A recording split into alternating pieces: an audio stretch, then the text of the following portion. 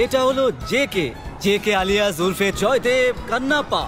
এমন বিচিত্র নাম এই মানুষটাকে কে দিয়েছে? এর বাবা মা ওর ঠাকুরদা অনেক বড় ফ্যান। মায়ের ঠাকুরদার অ্যাকশন পছন্দ, বাপের ঠাকুরদার রোমান্স পছন্দ। এই ঠাকুরদার দুটো গুণ মিলিয়ে নিজের একটা ফিল্মি নাম রেখে দেয়। কিন্তু জেকে আজ এত আনন্দে কেন আছে? এর পেছনের রহস্য কি? এই প্রশ্নের উত্তর হলো নন্দিনী। এদের দুজনের মধ্যে ভালোবাসার ঢেউ কিভাবে শুরু হলো আসুন আমরা তার হাইলাইটস দেখে নিই, শুধু একটা ছোট্ট গল্পের মাধ্যমে।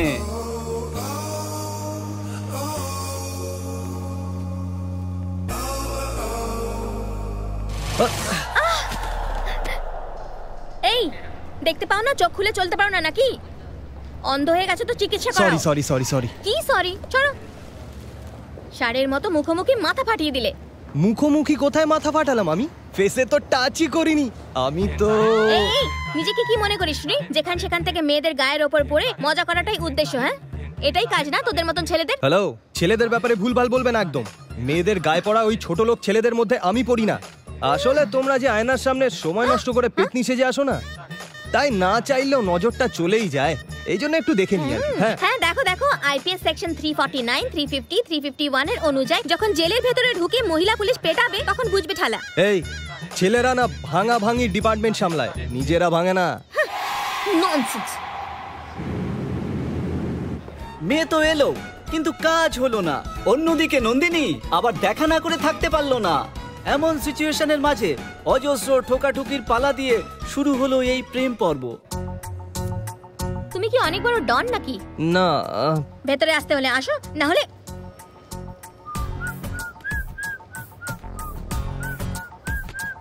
দরজা বন্ধ করো।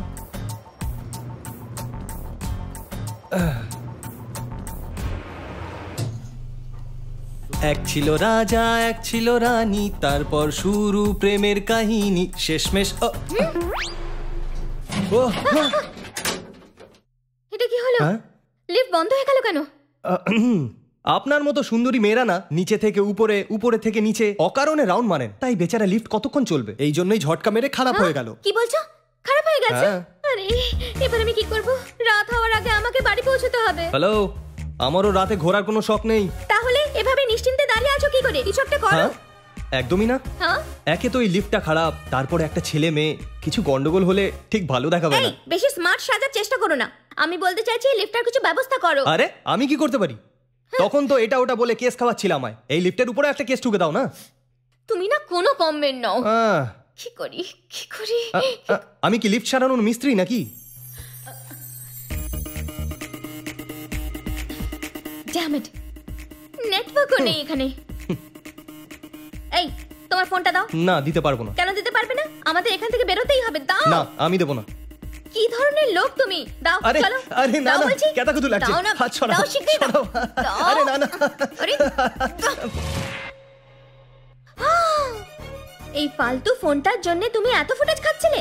একটা স্মার্টফোন কেন কিনে নাও না? স্মার্ট লোকের স্মার্টফোনের কি দরকার?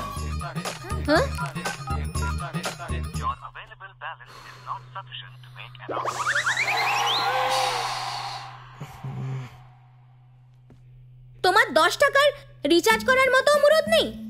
হে ঠাকুর, এই নাও নিজের ফোন। স্নান করার সময় পা ঘষার কাজে লাগবে। থ্যাঙ্ক গড, ফেরত পেয়ে গেলাম। জানি না সকালে কার মুখ দেখে উঠেছিলাম, এখানে এসে এর সঙ্গে ফেসে গেলাম।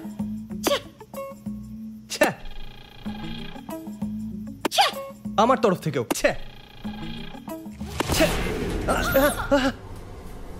ঠিক হয়ে গেছে। হ্যাঁ তাই তো, ঠিক হয়ে গেছে।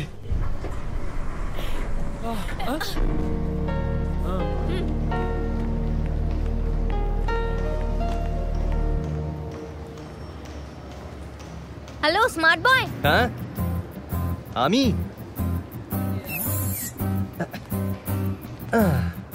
How can I help you again? হ্যাঁ, লিফটে যা হেল্প করলে সেটাই যথেষ্ট। আগে গিয়ে রিচার্জ করিয়ে নাও।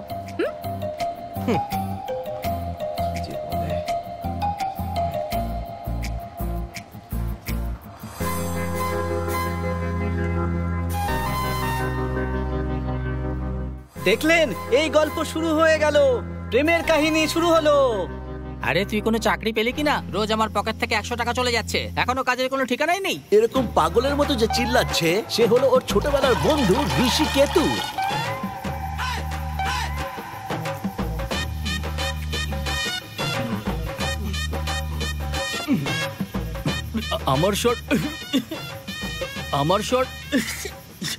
আমার শর্টকাট আইডিয়া তো তুই শুনছিসই না। যদি তুই আজকে আমার কথা শুনতিস তাহলে আজকে চাকরি করতিস, বুঝেছিস?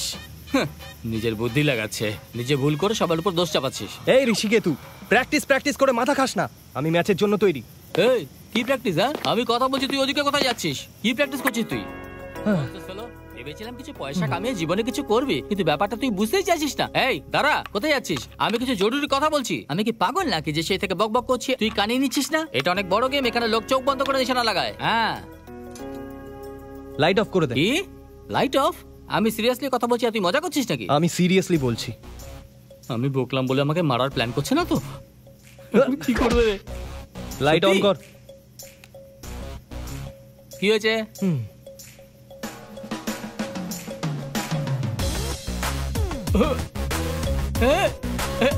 অন্ধকারে তো তুই নিশানা একদম পারফেক্ট লাগিয়েছিস। সুপার ভাই। আমি কোথায় নিশানা লাগিয়েছি এটা দিয়ে সঠিক জায়গা দেখে আয়।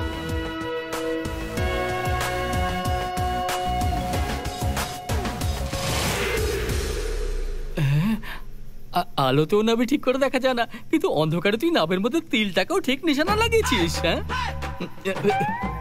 বস, এতদিন তুই কোথায় ছিলি গুরু?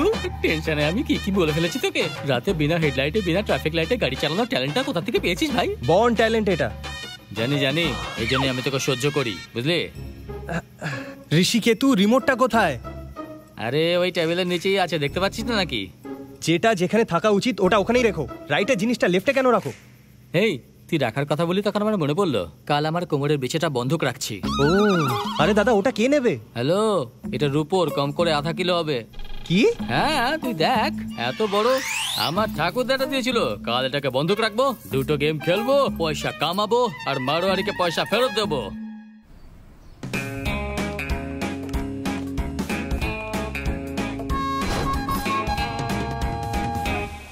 পৃথিবীতে যখন যা কিছু ঘটার থাকে তখন সেটা ঘটেই থাকে। যার আসল উদাহরণ হলো নন্দিনী আর জেকে।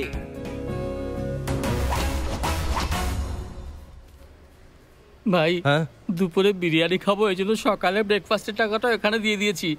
এখন ওয়াটার পাবো না কোয়ার্টার পাবো সেটা তোর হাতে। দেখ 3টে পিন আছে, 5000 টাকা।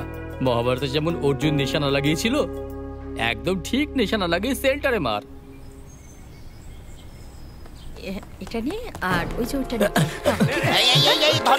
ধর এদিক দিয়ে ধর। নালে মেয়েটাকে মেরে ফেলবো কিন্তু। সরে যাও কিন্তু, সরে যাও নালে কিন্তু মেরে ফেলবো। আরে আমি কি করে বাঁচাবো? আরে আমি তো নিজেই ছুরি ভয় পাই। আরে ছাড় না রে ওকে। সরে যাও কাছে। ছেড়ে দে।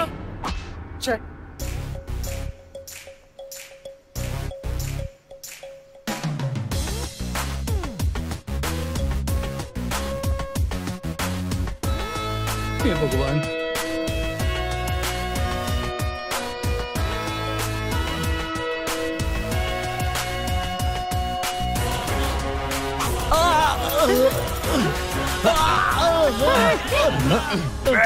আমাকে দৌড় করাবি? পুলিশকে কি মনে করিস তোরা? যাবি কোথায়? মেয়েটাকে তাড়াতাড়ি হসপিটালে নিয়ে যা। এটাকে বেঁধে নিয়ে যাবি। চল বলছি। দেখতে তো বেশ শান্তশিষ্টই মনে হচ্ছে তোমায়, কিন্তু এই জায়গাটা ঠিক তোমার যোগ্য নয়, সেই জন্য এখান থেকে তাড়াতাড়ি কেটে পড়ো। বোর্ডে মারা ছিল, তুই ওই লোকটাকে মেরে দিলি। হ্যাঁ স্যার ও বড় গুন্ডা ছিল। চলো চলো যাও এখান থেকে।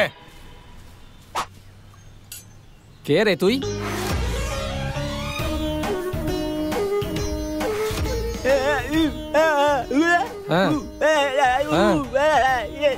ও একে খুঁজছিস তুই? আমি নিজের হারানো জিনিস খুঁজে পাচ্ছি না, একে কোথা থেকে খুঁজে আনবো? যা পালা এখান থেকে। আমার বউয়ের ছুটি দেবো কেন? এই যা এখান থেকে। কোথা থেকে আসে দিন খারাপ করতে। আমি দেখি। তুই কেমন বন্ধু রে? প্রবলেম সলভ করার জায়গায় প্রবলেম বাড়িয়ে দিলি। বোর্ডে নিশানা লাগাতে বললাম, তুই গুন্ডাকে মেরে দিলি। আমি ওই মারোয়ারির ভয়ে মাস্ক পরে ঘুরছি, দেখ তুই। তোকে এইভাবেই ভালো লাগছে। এমনই বলবি। কি কি হলো চলো আরে ওই দেখ ওখানে ওখানে। ওই জোকারটা হ্যাঁ তুই ওই। ভয় পাচ্ছিস কেন? আরে তুই চল, আমি বলছি। আরে দাঁড়া বল শোন, ওর নাম হলো নাগা, ফিটিং মাস্টার, একদম খেপা লোক। ভগবান ওকে বোবা করে খুবই ভালো করেছে, না হলে ও এলাকা জুড়ে আগুন লাগিয়ে দিত। তাই নাকি? আমি ভালো করে থাকি সেটাও একদমই চায় না, আমায় শেষ করার জন্যই জন্মেছে বেটা। হ্যাঁ, ভালো হয়েছে, হ্যাঁ, খুব বেঁচে জোর গেছি। বেঁচে গেছি। কাম অন, চল। Let's go. নাগা। এই চুপচাপ চল না, কি করছিস?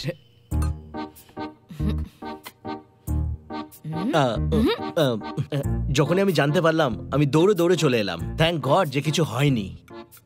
ডক্টর, আপনি সত্যি আমাকে দেখতে এসেছেন? হ্যাঁ নন্দিনী। আমাকে দেখতে এসেছেন, কিন্তু তখন থেকে সাবরিকেই দেখে যাচ্ছে। না না, সেরকম কিছু না। আসলে সাবরি, যখনই কোথাও যাও একটু সাবধানে থেকো, বুঝলে? হে ভগবান, চোর এসে হঠাৎ আমাদের গলার কাছে চাকু রাখবে সেটা কি আমরা জানতাম? ভাগ্যিস ওই ছেলেটা ভগবানের মতো এলো আর নন্দুকে বাঁচিয়ে নিল। নন্দু, একটা কথা বলতেই হবে, ওই ছেলেটা একদম ফিল্মের হিরোর মতো দেখতে। ওরকম হাইট, ওরকম পার্সোনালিটি, আর ওর চোখ দুটো কি সুন্দর, কি বলবো। তোর ভাগ্যে না এরকমই একটা ছেলে যেন জোটে নন্দু। যে কে কি ধরনের মানুষ সেটা না জেনেই নন্দিনী জেকে কে ভালোবাসতে শুরু করে দিয়েছে।